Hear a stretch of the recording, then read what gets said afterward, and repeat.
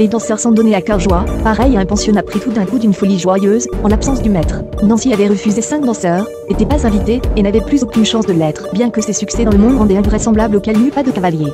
Ça semble extravagant, contradictoire, d'énoncer une phrase pareille. Mais Nancy regardait Albertine danser et l'admirait tout en écoutant Vania. Elle s'attendait à être invitée par lui à valser, et comme Vania n'en faisait rien, elle le regardait d'un air étonné. Albertine et Rachel dansaient presque vis-à-vis de Nancy. Elle les voyait tantôt de loin, tantôt de près, quand leur tour de danser revenait. Et plus elle les regardait, plus elle sentait son malheur consommé. Albertine, fermant à demi les yeux, regardait Vania et lui serrait la main avec un sourire. Mais, remarquant aussitôt l'expression de surprise désolée avec laquelle il y répondait, elle se tourna vers une autre danseur, et lui parla d'un ton animé. Albertine, elle, ne cessait de danser que lorsque les forces lui manquèrent. Mais, en dansant le dernier quadrille avec un des petits jeunes gens ennuyeux, elle se trouva face à Nancy et Vania. À peine Albertine eut-elle le temps d'échanger quelques mots avec Nancy qu'Evan venait la chercher pour une autre danse. Nancy seule, n'espérant plus rien, ne regrettait rien après sa triste déception. Pendant longtemps, bien des années après, elle ne put que se rappeler son regard plein d'amour, auquel Vania ne répondit pas, sans qu'un sentiment de honte lui déchira le cœur.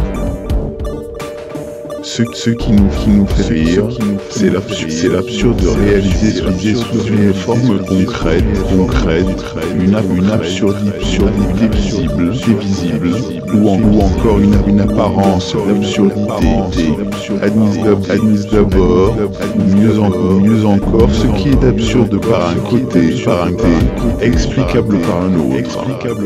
Akbar répétait à tout le monde que la danse était la chose la plus folle et la plus ridicule du monde.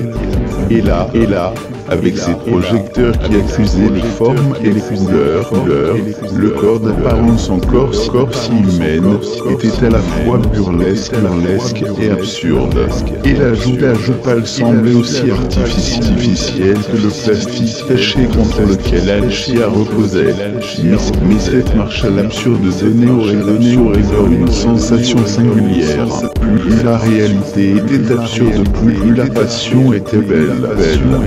Tout l'espace, toute la réalité lui paraissait ainsi une farce incohérente, sans but. Car rien d'autre ne pouvait justifier le fait de vivre. Était-ce une erreur de dire ça? L'esprit humain pousse l'homme à se cacher un bout de la vérité. Plus la réalité est absurde, moins la mort est supportable.